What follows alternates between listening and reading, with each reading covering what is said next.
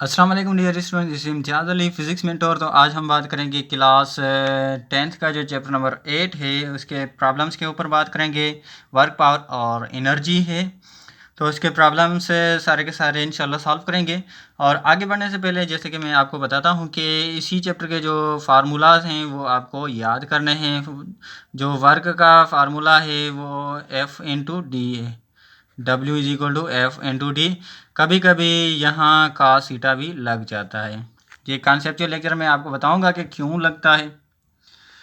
उसके बाद जो काइनेटिक एनर्जी होती है उसका जो फार्मूला होता है वो काइनेटिक एनर्जी का जो फार्मूला होता है ½ mv² होता है। जबकि पोटेंशियल एनर्जी का जो फार्मूला होता है वो mgh होता है। m मास है, g ग्रेविटी है, h हाइट है।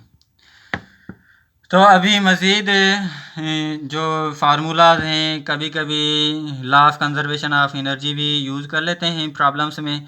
वो क्या होता है, काइनेटिक एनर्जी को हम बराबर कर लेते हैं पोटेंशियल एनर्जी में, बाद में वहाँ से वैल्यू काउंट कर लेते हैं, निकाल लेते हैं। ठीक है, तो इन्हीं प्रॉब्लम से रिलेटेड इन्हीं फार्मूला से रिलेटेड प्रॉब्लम होंगे, तो अच्छी तरह से देख लेना।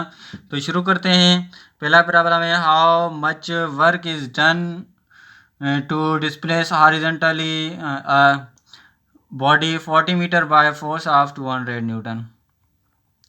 और आगे whose angle with 200 newton, whose angle with horizontal is 30 degree. अब हॉरिजॉन्टल कह रहा है, इसका मतलब है एक्स कंपोनेंट के साथ एंगल है। ठीक है, तो वो एंगल कितनी है, 30 डिग्री है। अब पहले डेटा बना लेते हैं। डिस्टेंस 40 मीटर है, फोर्स जो है 200 न्यूटन है, एंगल 30 डिग्री है, डब्ल्यू हमें फाइंड आउट करना है। ये कास थीटा आपको बता दूं कि जो स्केलर क्वांटिटी होती है उसी के साथ लगता है, यानी कि ये जो वर्क है वो स्केलर क्वांटिटी है, इसीलिए कास थीटा लग रहा है। तो ये मज़ीद बात करेंगे डॉट प्रोडक्ट में कि क्यों कास थीटा लगता है। और साइन थीटा जो है, जो वेक्टर्स होता है उसी के आगे लगता है। ये वेक्टर्स प्रोडक्ट होती है जिसके क्रॉस प्रोडक्ट भी कहते हैं, वो मज़ीद वहाँ बात करेंगे। ठीक है, तो ऐसे नहीं कहना कि सर ये कास थीटा क्यों लग रही है। अब डब्ल्यू फाइंड आउट करना है, और एफ और डी का वैल्यू भी पुट किया है। वैल्यू पुट करने के बाद जब हम इसको मज़ीद सॉल्व करेंगे तो ये आ जाएगा 6928 joule. What is the power of an engine that pulls 100 kg automobiles at a steady speed of 10 metre per second along a level road? तो डेटा बना लेते हैं। 1000 kg मास है, v 10 मीटर पर सेकंड है, पावर फाइंड आउट करना है। तो अब ये मास कोई चीज़ हमें ज़रूरत नहीं होता, यानी कि ये फार्मूला में नहीं होता। अब एक फार्मूला मैंने यहाँ नहीं बताया। पावर का फार्मूला जो होता है, एक होता है W/T, यानी कि work done by unit of time, और दूसरा होता है P=F/V। अब हमें इस फार्मूला में तो किसकी ज़रूरत है, F की ज़रूरत है और V की ज़रूरत है। अगर टाइम होता तो ये फार्मूला अप्लाई कर लेते, यहाँ कोई टाइम नहीं है, V वेलोसिटी दी गई है। तो फिर क्या करेंगे, इस मास को किस में कन्वर्ट करेंगे, इसी मास को हम कन्वर्ट करेंगे वेट में।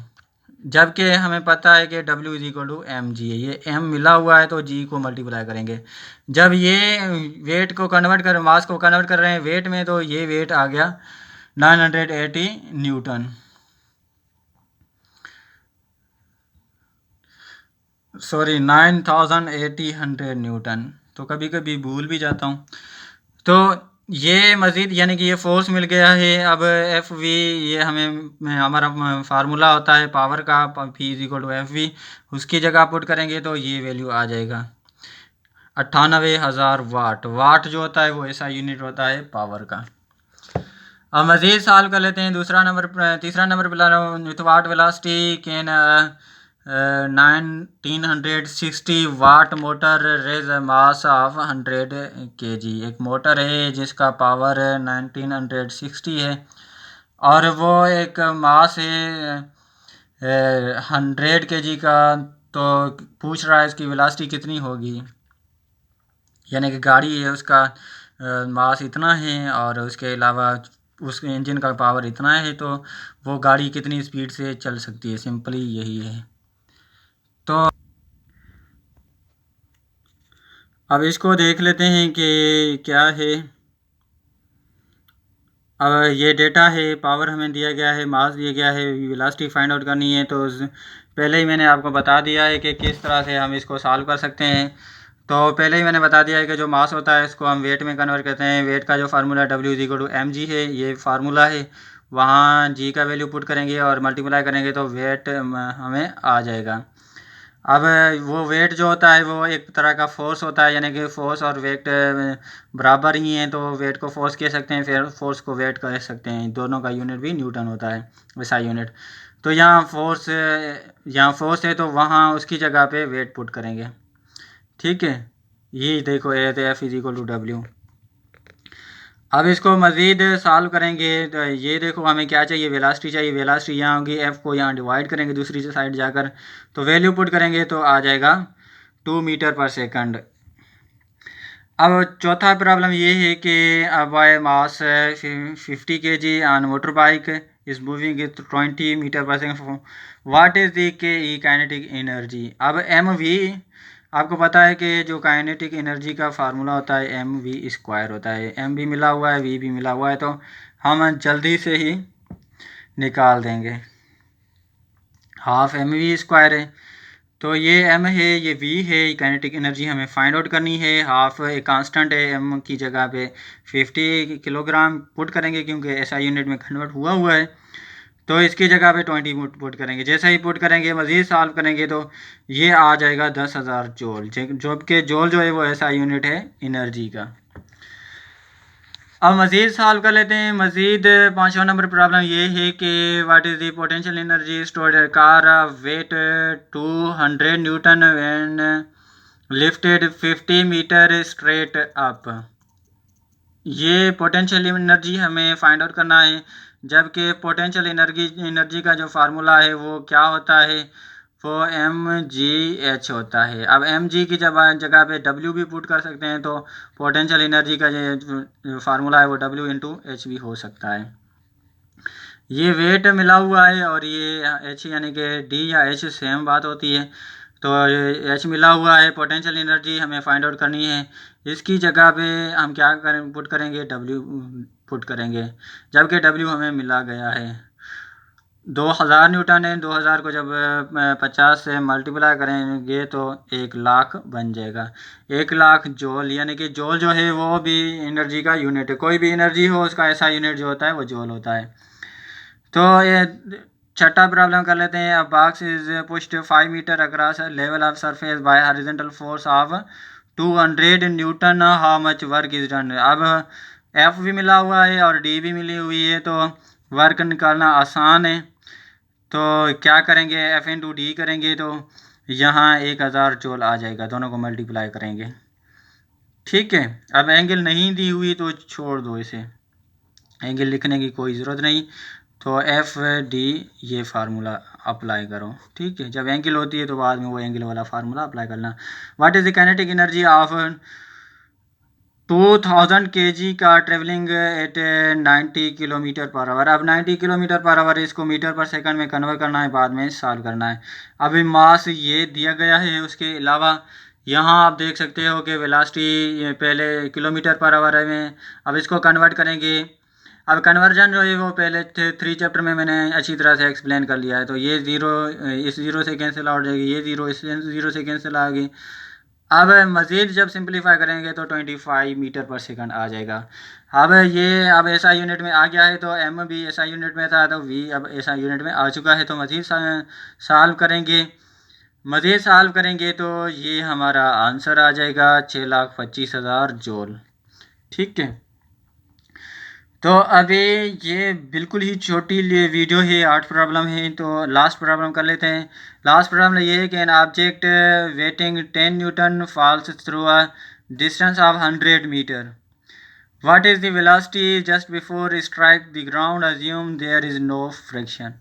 वेट मिला गया है, हाइट मिली गई है, यानी कि पोटेंशियल एनर्जी सारी की सारी हमारे पास मिली गई है। Acceleration due to gravity G भी मिली गई है और वेलोसिटी फाइंड आउट करनी है। तो law of conservation of energy ये बोलता है loss in potential energy gain in kinetic energy. मिसाल के तौर पर जैसे कि कोई भी चीज़ ऊपर जा रही है तो क्या होता है कि उसके अंदर जो है लॉस होता है कि इसका काइनेटिक एनर्जी का लॉस होता है और पोटेंशियल एनर्जी का गेन होता है। जब उन ऊपर से नीचे आ रही होती है तो लॉस होता है पोटेंशियल एनर्जी का और गेन होता है काइनेटिक, यानी कि ग्राउंड की तरफ आ रही है तो किसका कौन सी एनर्जी ज़्यादा बढ़ेगी? ग्राउंड की तरफ आ रही है तो काइनेटिक एनर्जी ज़्यादा नहीं बढ़ेगी। अगर ग्राउंड से ऊपर जा रही है तो पोटेंशियल एनर्जी ज़्यादा बढ़ेगी, क्योंकि फार्मूला जो पोटेंशियल एनर्जी का होता है mgh होता है। तो जैसे हाइट ऊपर जाएगी तो जाहिर सी बात है पोटेंशियल एनर्जी भी बढ़ती जाएगी।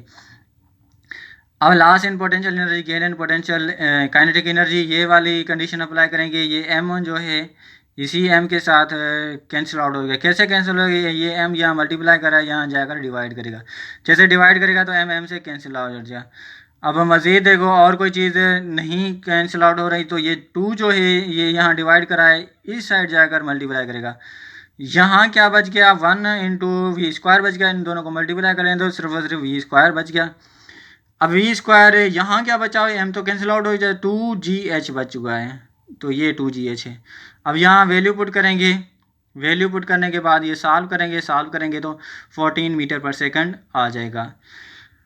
तो आज के लिए इतना ही, कल फिर आपसे मुलाकात होगी। ओके, अल्लाह हाफिज़। जैसे कि मैं आपको कहता रहता हूँ कि इसी वीडियो को लाइक करें किया करो, शेयर किया करो और अच्छे अच्छे कमेंट्स किए करो, ताकि हम मज़ीद जो है आगे वाले प्रॉब्लम भी सॉल्व करते रहें। और अपने दोस्तों के साथ लाजमी शेयर किया करो, जबकि इसी वीडियो से जो है सारे के सारे जो आपके दोस्त हैं वो भी फ़ायदा उठाएं अच्छी तरह से। क्योंकि अभी मैंने कहा कि पहले पहले मैं आपको ये सारे के सारे जो प्रॉब्लम्स हैं, जिस तरह से ये प्रॉब्लम है सारे के सारे कोर्स के, class 9th 10th first year inter के, और अगर टाइम मिला तो आगे ही बनाएंगे। तो ये सारी के सारी चीज़ें जो है मैंने कहा कि आपके लिए रेडी कर लूँ। बाद में जो है कॉन्सेप्चुअल लेक्चर पे भी बात करेंगे, तो जल्द ही वो कॉन्सेप्चुअल लेक्चर आने वाले हैं। तो ये सिंध बोर्ड स्टूडेंट्स के लिए, सिंध बोर्ड वाले जो स्टूडेंट्स हैं उनके थोड़ी डिफ़िकल्टी होती है प्रॉब्लम सॉल्व करने में। कभी कभी कोई टीचर जो होते हैं वो थोड़े बहुत प्रॉब्लम करवाते हैं और बाद में छोड़ देते हैं, तो उनके लिए बहुत ही अच्छा मौका है उनको एडवाइस दो कि फ़िज़िक्स विद इम्तियाज़ एक चैनल है जो सभी के सभी प्रॉब्लम सॉल्व कराता है। और बाद में टाइम मिला तो हम एंट्री के हिसाब से भी वीडियो बनाएंगे। तो ओके, अल्लाह हाफिज़।